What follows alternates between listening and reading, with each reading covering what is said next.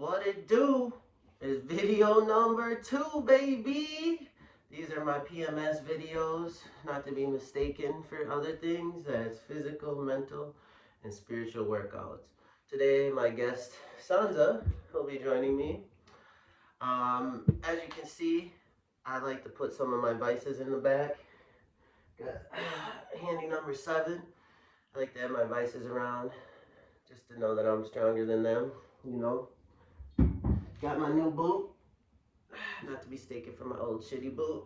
I like to have that around. Couple plants. I also start my morning with this mean thing. It's called a hangover cure, but I don't get hungover, but it does wonders for you. I keep toying with it. Put a real lime in there today. Very interesting. Also, shout out to Old Town Iron, my 2 boys.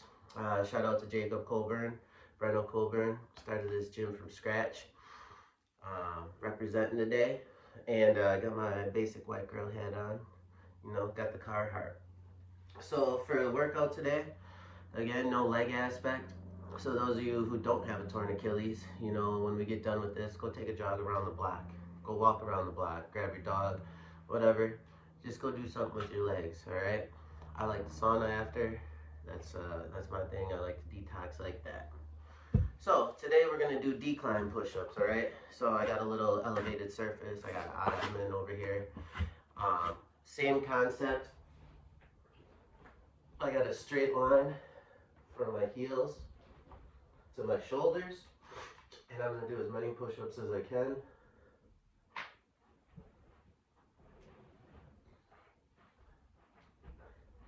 Gonna shoot for probably about 40 again.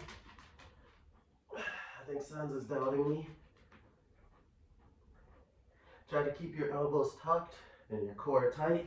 My elbows actually aren't tucked, but you know, I'm doing my best.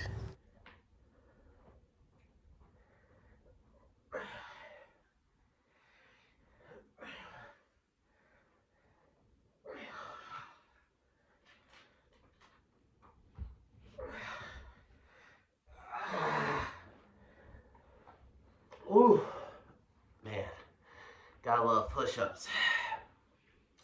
Next, I'm gonna do get into my core routine. So I'm gonna lay flat down. Hands can be under your side or under your butt, and I'm gonna do slow scissors kicks. All right, slow and deliberate, keeping my abs tight, and I'm gonna keep my head up, looking at my feet. All right, I like to have my hands under, off to the side. All right, try to get your legs up to 90 as you can, and we just switch. 1, 2, 3, 4, 5, 6. Keep your core tight, keep your head up. 7, 8.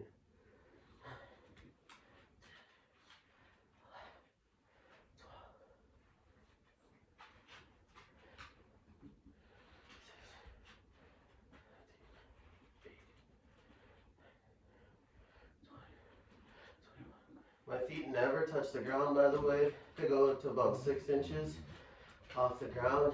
Keeping my core tight again, head tucked.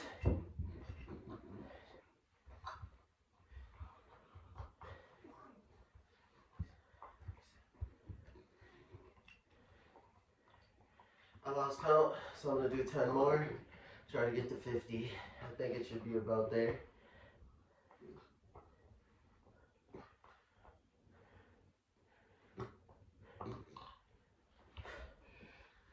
Good, so that's really good for your lower abs. Next, I'm gonna do heel touchers, okay?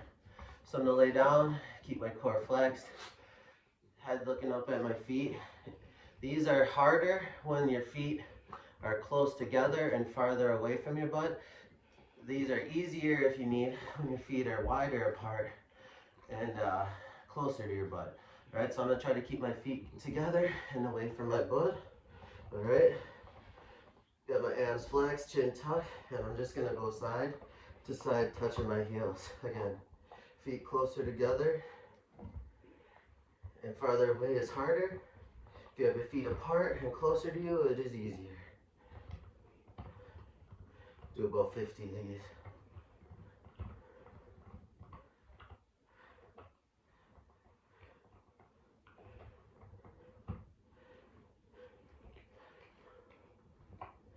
Keep that core tight. Keep your head up. Feel free to adjust if it gets hard so you can get to 50. Slide my feet a little closer so I can make it.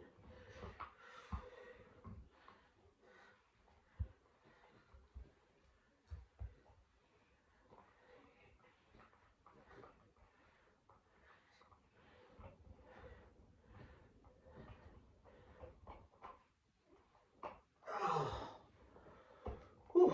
All right. Last ab is called Frogger. So it's going to be similar to what we did in the robo. Keep my chest up, back flat. Slide back slowly, keep my core tight. I'm going to come together and go apart. These are pretty hard, so I'm going to shoot for about 15. 1, 2, 3, 4.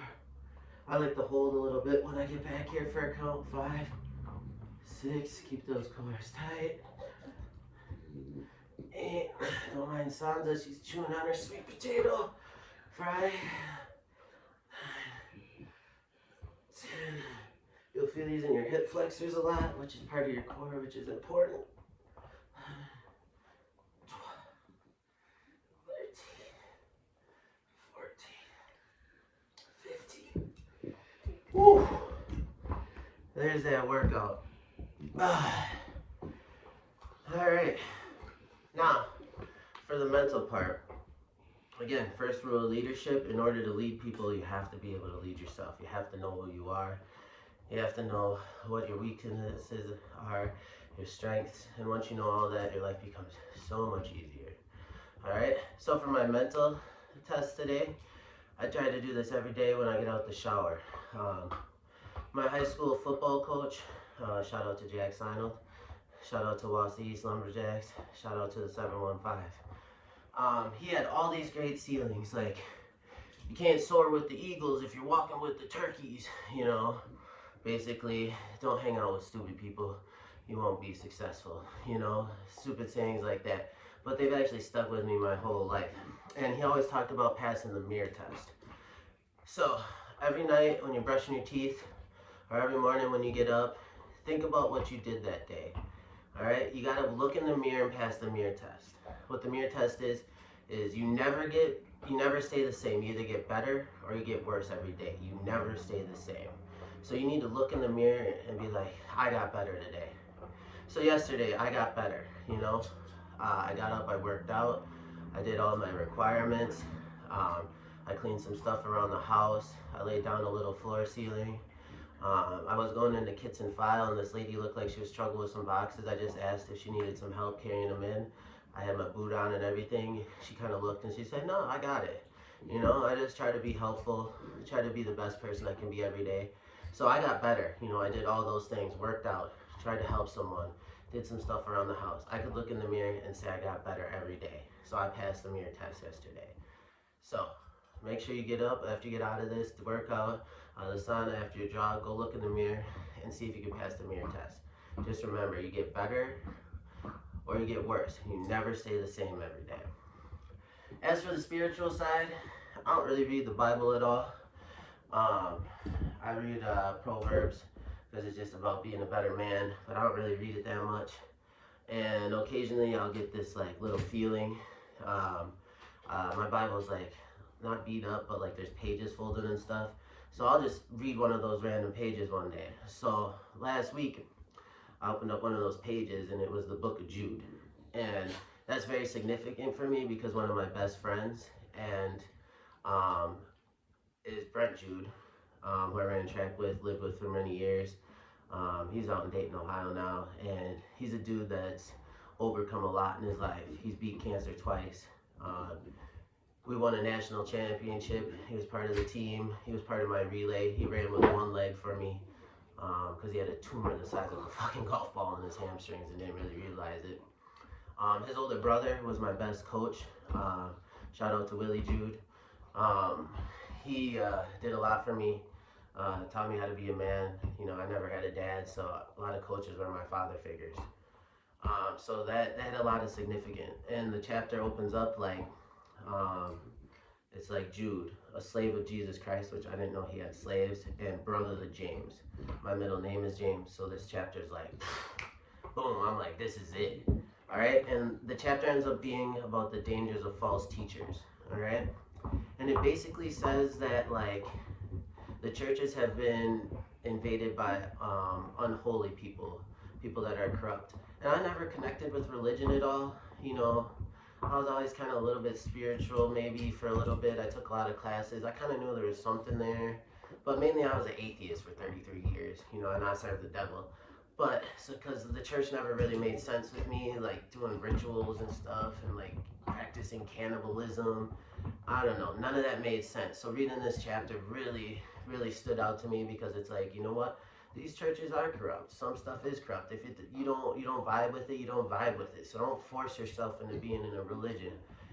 Once I became a believer in God, people are like, well, what religion are you? What are you this? What are you that? And I'm like, nah, I just believe in God.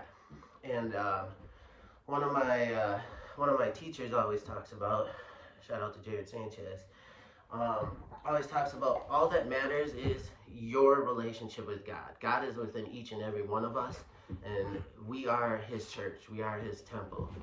We don't need anything else. You don't need a Bible. You don't need any other tools. He's within you. You can talk to Him every day. All right? And he always talks about all that matters is your relationship with God.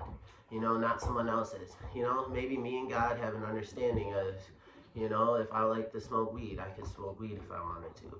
You know, as long as I'm doing that in a way that doesn't harm me or harm other people. So, you know, but that's between you and God. Whatever your relationship is with God, that is all that matters. So, that's my spiritual spiel for today. I'm going to go hit the sauna. I'm going to honor God today. I'm going to go pray for everyone I love. I'm going to pray for my blessings. It's my boy's best friend's birthday. My fucking dude. Shout out to Brendel Colburn. Happy birthday. I don't drink. I don't smoke. I don't do any drugs anymore. But I'm going to go out to the bars. I'm going to sip some cranberry juice with some Sprite in it. And I'm going to have a really good time out there regardless of drinking or not. Because it's my boy's birthday. You know, you got to be able to go out and still have fun. Even though, you know, you're not playing into your vices. So, happy birthday to my boy. Hope y'all have a great day.